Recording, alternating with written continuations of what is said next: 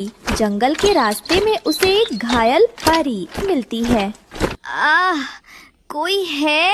मदद करो। रानो ने गाड़ी रोक दी और डरते डरते झाड़ी के पास गई। वहाँ एक चमकदार परी जमीन पर गिरी पड़ी थी। हाय राम, ये कौन? इतना चमकदार शरीर और ये पंख! ओह, ये तो परी है। बहन प्लीज मेरी मदद करो, मैं बहुत घायल हूँ, उड़ नहीं पा रही। रानो का दिल पसीज गया। उसने अपनी भारी गाड़ी की तरफ देखा, फिर परी की तरफ।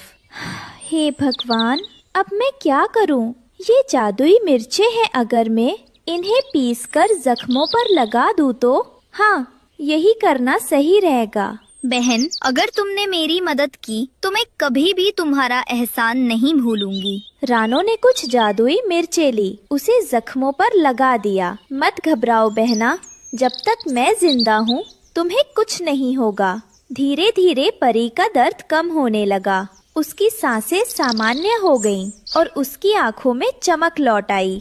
तुमने मेरी जान बचाई है और इसका बदला मैं जरूर चुकाऊंगी।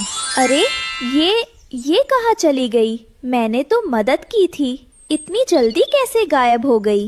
काश कुछ कहे बिना न जाती। रानो का दिल टूट गया। वो अपने आंसुओं को रोक न पाई और भारी मन से अपनी गाड़ी को धक्का देने लगी। थकी हारी निराश रानो वापस अपने खेत की ओर लौट आई। हे भगवान, मैंने अपनी मेहनत की मिर्चें किसी की जान बचाने में लगा दी। सोचा था कि इन्हें बेचकर अपने बच्चों का पेट भरूंगी, मगर अब घर भी नहीं, खाना भी नहीं। अचानक खेत में एक अजीब सी रोशनी फैलने लगी। खेत के बीचों बीच परी फिर से प्रकट हो गई। अरे, तुम तो जंगल में गायब हो गई थी। मैंने सोचा था तुम हमेशा के लिए चली गई।